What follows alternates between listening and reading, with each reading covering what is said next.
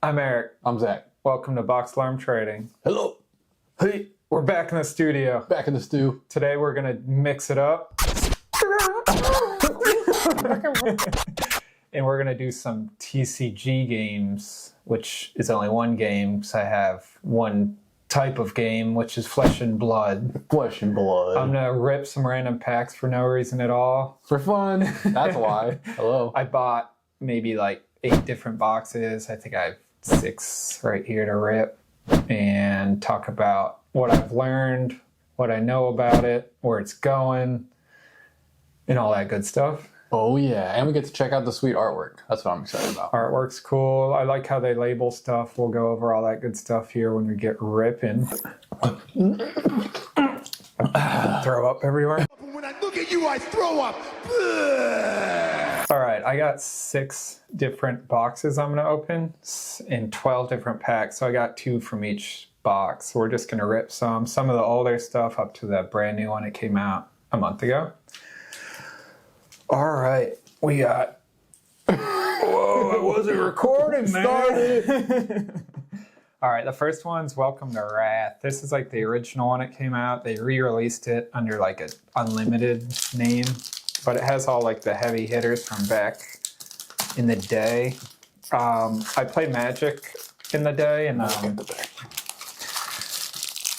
like the first gen Magic stuff was real popular. Everyone was after the Black Lotus, so there's going to be like some of the cards. I can't open this pack. It's, oh my! It's like double sealed. Who does that? How's that even? Look at this. How's that even happen? There's something good in there. Whoa, there we go. Look. Oh, I'm like in the inner seal. It's never been done. We're inside the world. Look, I got their marketing. So this is rare. This looks like a Pop-Tart too. I'm in the Pop-Tart. So if you don't get the inner Pop-Tart, all right. Nice. Now we're ripping. That was an adventure while we're here. So the way they do these cards is they'll tell you on the bottom here, that little C shows you it's a common.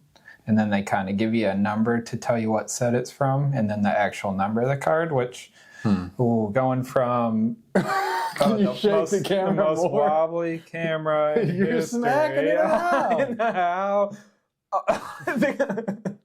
Maybe it's me. All right. In either case, I appreciate stuff like this when it comes to collecting, because in sport card world, you hardly get anything. You have 100 refractors. You don't know anything about any of the refractors. Yeah. So it's a nightmare.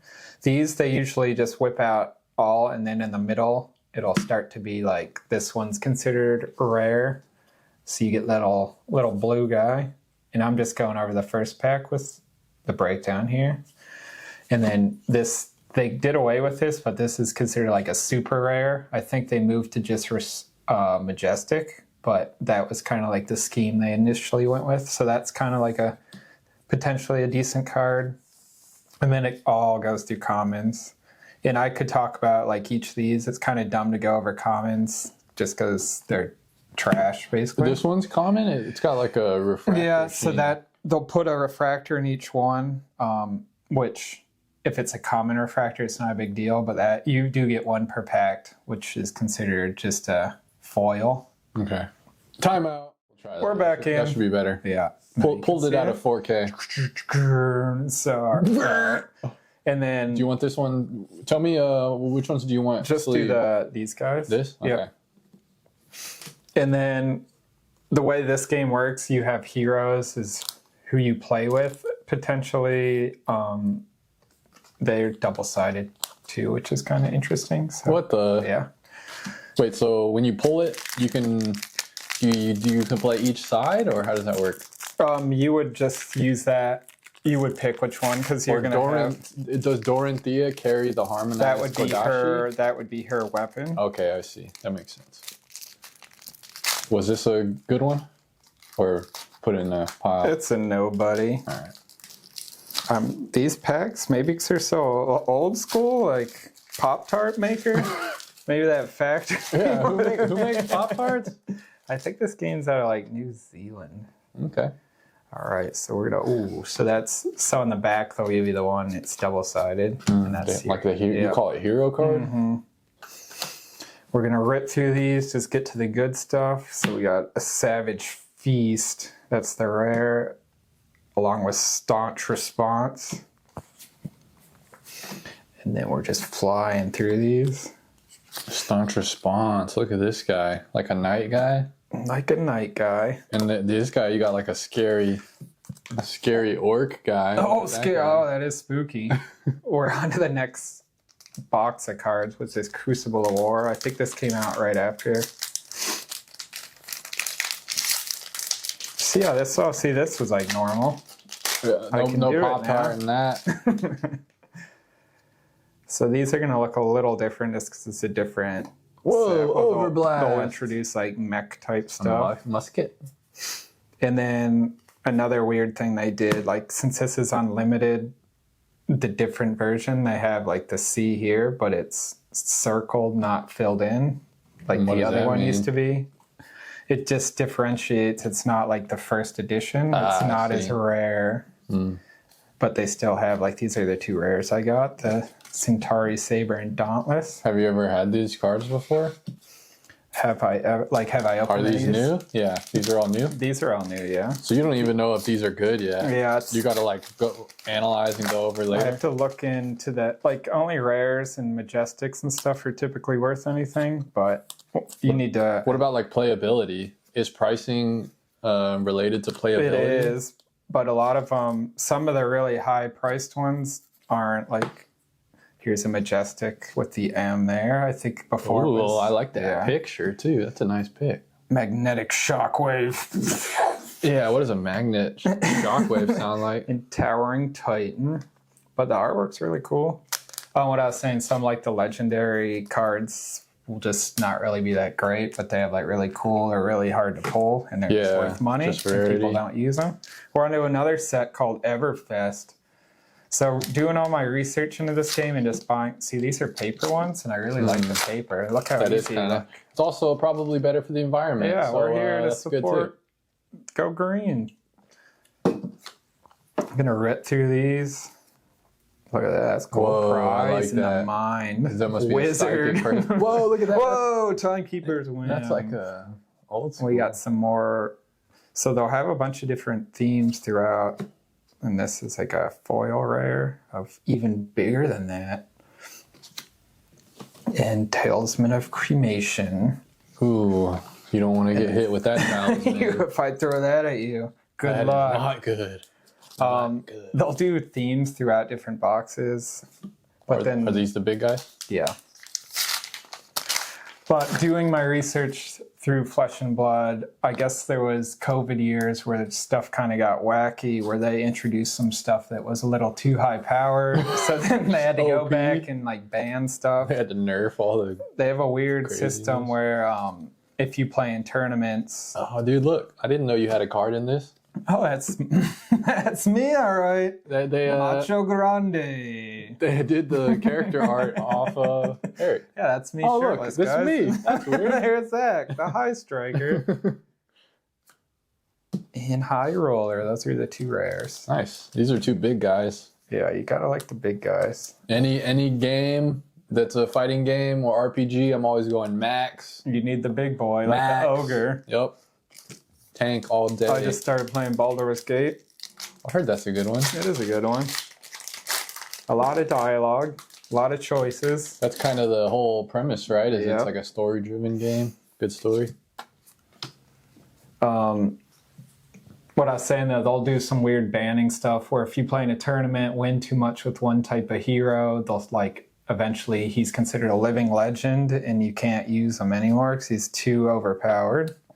So they have kind of a weird system for... You almost get penalized for being good. You kind of do. But you want that dub, so I'm doing it. Everyone, tries to get the meta build. Well, they'll look who won the tournament, what deck they used, all that good stuff, and copy. So you kind of lose that just old school card stuff by just creating. We got two rares here, Invigorating Light and the old Phantasmify. Ooh, nice. These are two good-looking ladies right here. There.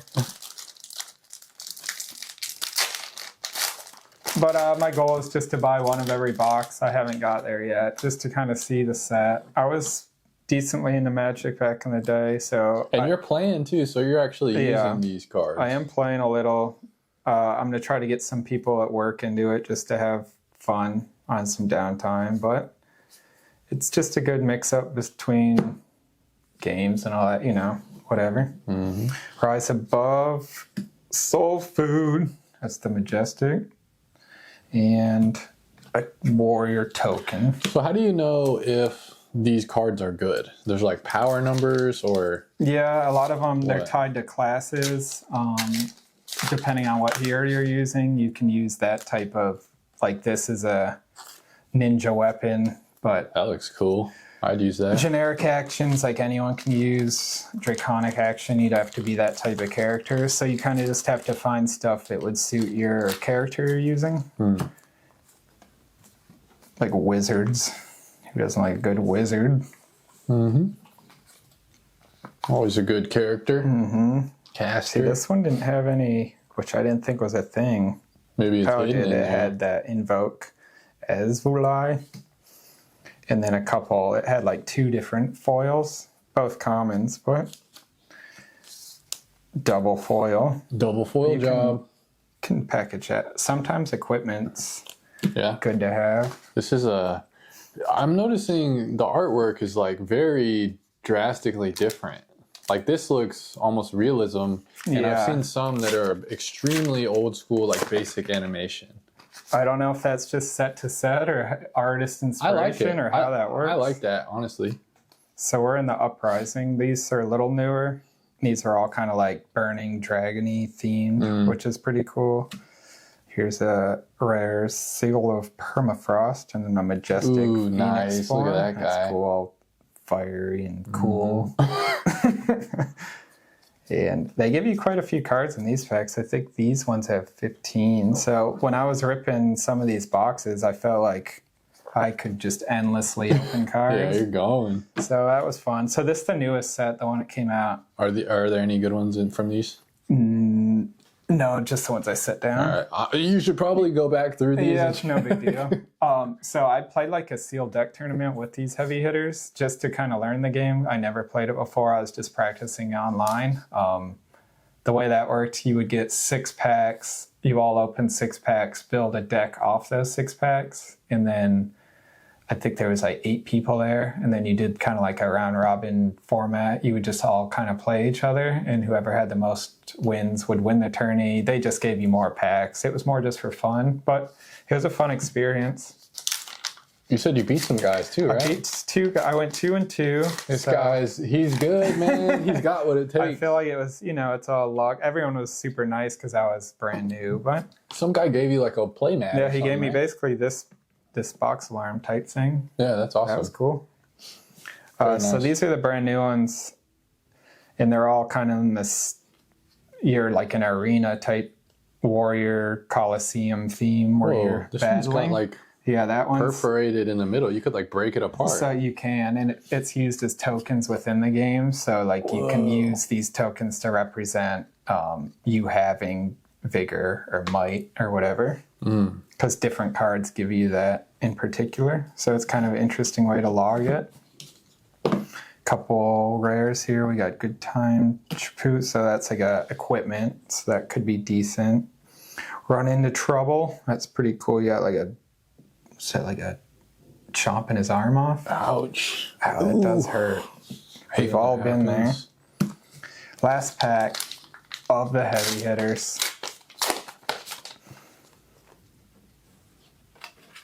And I was slightly inspired. We're up in somewhat Disney Lorcana. And I was just like, Josh sent us those. that was a trading card game. I kind of wanted to see what was out there since it's been so long since I looked. Just playing Magic like 15 years ago. So I was like, there's got to be better. Surprisingly, Magic's still top dog. It's crazy. It's stuck around. Well, so Pokemon. long. There's Pokemon. That's, I guess, technically, I don't know if people actually play that anymore. yeah, but do they just collect it or play? I'm sure they play, right? And what's the other one? What, Yu-Gi-Oh? Yep, Yu-Gi-Oh! I honestly have not seen many Yu-Gi-Oh cards, so I don't think it's as popular. I don't either. Beast Mode, that's pretty cool. And then we got Bone Breaker. That's a good one. That reminds me of Attack on Titan. Yeah, the artwork's pretty cool in this game. It's a fun game. That's it for all the cards. What do you think, dude? Any ones that you're going to use? Yeah, no, I definitely will go through these just to see. I've been trying to build. God, I just made my hair insane. Sorry, guys. I need a haircut. Idiot. He looks so stupid. I'll go through all these. I've just been building different decks based off different characters just to see. So playing against different styles, see how that goes. I know back in the day you could build like decks specific to be against a certain type, and I'm sure it's the same with this game. A lot of stuff like that to counter. How do you know? How do you know what your opponent has? Does he put his down first, and then you can change yours out? How does that work? See, in that case, I don't. If you went to a tournament, I think you're just stuck with your actual deck, so you wouldn't be able to prepare in that sense. It'd be more like me and you playing, and you always use some dude. So I'm like, I'm gonna counter that dude. I always use a pure tank. I'm gonna be speed guy. It's fun. I think it's a cool little side hobby. It's cool just to see that side compared to the sports side. Way cheaper. Like all these boxes were probably between like $50 and $70. And these are like the premier boxes, right? Not like hobby or like these are legitimate hobby boxes. Some I bought, I think 3 that were like considered the first edition, and that's like kind of the hobby side, if that's what you're saying. But otherwise, all the boxes now are all the same. So it's not like they don't even have blasters. I like that. It's not like you go and buy like a cheap Walmart version compared to only one you can get from a hobby store. That's pretty sweet. That's cool. Yeah, the accessibility is cool. The funny thing, reading up on it so much, people were complaining how the price point to get in so high, and I was just like, I'm like, you don't even get it. The Prism MBA, there's no way you're getting to that market unless you're insanely rich. But it's just funny because it's just all perspective. I mean, it's a hobby, and it's kind of, some people, like, they'll just have tournaments where they use commons that nobody wants in a big pile, and like and it's just like those are throwaway cards. So, I guess you could say pointless UFC commons are throwaway cards. Yeah, for sure. What is cool about the TCG is you're collecting to play a game. Right. You're not really collecting to collect. Yeah. So there is a little more like utility in collecting your cards because you actually get performance based on what you keep. So. Yeah. And it's definitely, I think I heard you say it's like the ultimate pay to win. Yeah, pay to play. You're paying to play for sure. Because you could definitely just go on eBay and buy every single good card. If you're Steve Aoki, you're just spending $2 million and you're going to win every tournament. You can do that in any of those games, I'm sure. But I think the fun part, at least for me, was like if you went to a sealed deck one, it's like you're all... That's more skill. Yeah. You might pull one good card, but you're still going to be stuck with 90% crap cards, and you just kind of make it work type deal.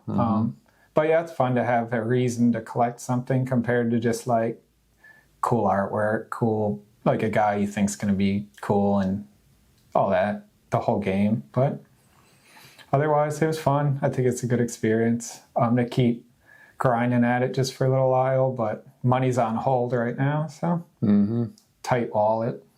Yep, skinny pockets. Skinny pockets. Yep, so that's all I got. Let me know if you guys are into TCG stuff.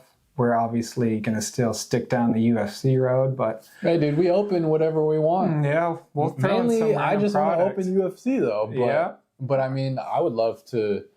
Next time you get a box, we could open it live here and see what happens. We'll do one of those. It'd be fun. For it. I'll wait till maybe the next release.